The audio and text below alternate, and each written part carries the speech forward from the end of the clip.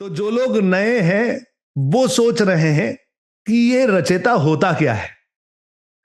तो डिजिटल आजादी में जब आप 30 डे चैलेंज में पार्टिसिपेट करते हैं, हर रोज सुबह 7 बजे की हमारी जो ग्रुप लर्निंग की क्लास होती है, उसमें जब आप आते हो और step by step digital marketing सीखते हो, इंप्लीमेंट करते हो, तो इस चैलेंज के आखिर में मैं आपसे एक छोटी सी एग्जाम लेता हूं। इस एग्जाम में मैं चेक करता हूं कि क्या आपने अपना डिजिटल इकोसिस्टम सही तरीके से बनाया है या नहीं। और जो लोग अपना इकोसिस्टम क्रिएट कर पाते हैं, उन्हें मैं देता हूं डिजिटल रचयिता का सर्टिफिकेट।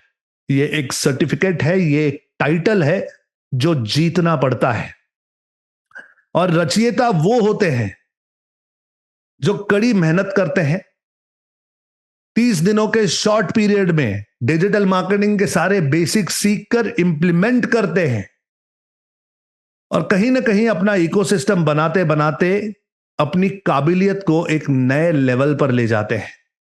आज मैं आपको ऐसे ही एक डिजिटल रचयिता से मिलाना चाहता हूं, जो कि अल्मोड़ा उत्तराखंड से है तो बिजनेसमैन, लेकिन एजुकेशन सेक्टर में 20 सालों से ज्यादा इन्होंने काम किया है। आईटी सेक्टर का भी एक्सपीरियंस ये रखते हैं और छोटे शहर में रहने की वजह से बिजनेस का स्कोप लगता है कि इन्हें कम है, इसीलिए इन्होंने डिजिटल मार्केटिंग सीखना शुरू किया ताकि ये अपना बिजनेस ग्रो कर सकें। आइए इनसे मिलते हैं और जानते हैं इनकी कहानी, इन्हीं की जुबानी। मैं बात कर रहा हूं डिजिटल आजादी के डिजिटल रचयिता की, मनीष कुमार जोशी जी की। स्वागत है आपका इस इंटरव्यू में। सबसे पहले तो कॉन्ग्रेचुलेशंस, आप थैंक डिजिटल यू। रचयिता बन चुके हैं। कैसा महसूस करते हैं? बहुत अच्छा। सबसे पहले मैं आपके लिए दो शब्द कहना चाहता हूँ। जरूर। गुरु आपके उपकार का कैसे चुकाऊं मैं मूल। गुरु आपके उपकार का कैसे चुकाऊं मैं मूल। लाख कीमती धन भला गुरु है मेरा अनमोल। सादर प्रणाम आपको। थैंक यू सो मच जो आपने मुझे इतनी इज्जत बख्शी, लेकिन मैं सिर्फ अपने गुरुओं का काम आगे ले जा रहा हूं, एक छोटा सा चेला हूं। Thank you so much, thank you so much. आपकी सादगी, आपकी सिंप्लिसिटी मुझे प्रेरणा देती है। और छोटे छोटे गांवों में, छोटे छोटे शहरों में भारत के इस नॉलेज को ले जाना ही मेरा मकसद है, ताकि एक आम आदमी इसे सीख कर अप्लाई कर सके। और आप भी कंप्यूटर की ही फील्ड में पिछले 25 सालों से हैं, तो जी। वाह, सुभान अल्लाह। मरीज जी, धन्यवाद। मुझे बताइए, डिजिटल मार्केटिंग कैसे सूझा, फिर कैसे इसे अप्लाई किया, क्या क्या सीखा, कहाँ अड़चने आई, थोड़ा अपनी जर्नी के बारे में बताइए। तो इस डिजिटल मार्केटिंग में आने से के जो कारण है वो आज से लगभग, जब ये हमारा से पेंडुलम आया, एक बहुत बड़ा हमारे संकट आया पूरे विश्व में, उस समय बहुत सारा कामकाज ठप पड़ा। विशेषकर आपने देखा होगा एजुकेशनल इंस्टीट्यूट बिल्कुल खत्म हो गए। बिल्कुल जिस बंद दिन हो गए आप थे अपने बारे पैंडेमिक में में। बता रहे थे, आपने कहा था कि मैं डिजिटल स्कूलों के पास गया और उनसे मैंने कहा कि मैं तुम्हें ऐसे करूंगा, लाइव पढ़ाओ, ऑनलाइन पढ़ाओ। अब हम क्योंकि छोटे से शहर में रहते हैं, यहाँ पर ऐसे इंटरनेट की सुविधा भी नहीं थी तब तक कि जी। बहुत सारा इंटरनेट का डेटा हमारे पास होता। आज तो काफी सुविधाएं अब हो गई हैं सरकार के द्वारा, और बाकी जो प्राइवेट एजेंसियां हैं उन लोगों ने अपने यहाँ पर आईएसपीज खोली हुई हैं, जिसके थ्रू हम लोगों को डेटा मिला। लेकिन उस समय केवल एक बीएसएनएल का यहाँ सर्वर हुआ करता था और उसमें भी इतना ट्रैफिक हुआ करता था कि हम लोगों की नेटवर्किंग बहुत अच्छी नहीं हो पाती थी। जी। तो उस पेंडुलम में सबसे ज्यादा प्रभावित यहीं के लोग हैं, और छोटी सी जगह होने के बहुत कैजुअलिटीज यहाँ पर हुई, जिसने मेरे भी मन को झिझोरा था उस समय। और हम लोग घर में बैठे बैठे इतने बोर हो गए थे कि क्या करें क्या ना करें। तो इसमें बड़ा योग वो था। उसके तुरंत बाद जब 2-4 महीने के बाद पेंडुलम का असर हुआ, तो उसके बाद अचानक से ऑनलाइन मार्केटिंग वहां से बहुत ज्यादा बूम कर गया। हम्म। और उसका बहुत ज्यादा प्रभाव इस छोटे से शहर में पड़ा, क्योंकि लोग अब सामान को ऑनलाइन मंगाने लग गए अचानक से। जो जी। हमारे कस्टमर्स थे, तो जो मेरा सेल्स का काम था उसमें भी मुझे प्रभावित हुआ, और एजुकेशन काम तो प्रभावित हो ही चुका था तब तक। तो वहां पर से मुझे लगा कि क्यों ना कुछ ऐसा किया जाए जिससे कि मैं लगातार कहीं ना कहीं से ये सोचता था कि क्या किया जाए क्या नहीं किया जाए। तो मैं थोड़ा सामाजिक ज्यादा हूं, तो मैं समाज सेवा में भी बहुत ज्यादा विश्वास रखता हूं। तो मैं लोगों की हेल्प करना, इसमें थोड़ा डिवोट रहता हूँ। तो मैं उस ओर को मैंने पिछले उन दिनों काम किया, क्योंकि उस समय ऐसी सेवा करता, तो हम लोगों ने यहाँ पर उनके लिए लंगर लगाना, ही लगाना, इस प्रकार के कामों को भी किया था।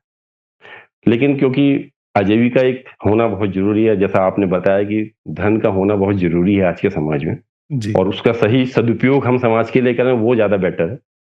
तो मैंने ठानी कि कुछ ना कुछ ऑनलाइन किया जाए। मनीष जी, इस समय बहुत सारे स्टूडेंट्स हमारे साथ ये कोर्सेज परस्यू कर रहे हैं।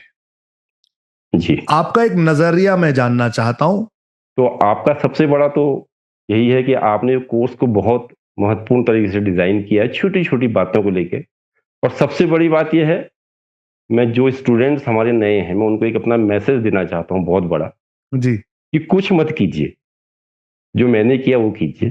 केवल सर की बातों को फ़ॉलो कीजिए बस, कुछ नहीं करना है बाकी। और वो जो ऐसा कह रहे हैं, और मैं आज भी उतना ही करता हूँ जितना आप कहते हो, उससे ज़्यादा मैं करता ही नहीं हूँ, क्योंकि मुझे पता है ये लंबी रेस दौड़नी है।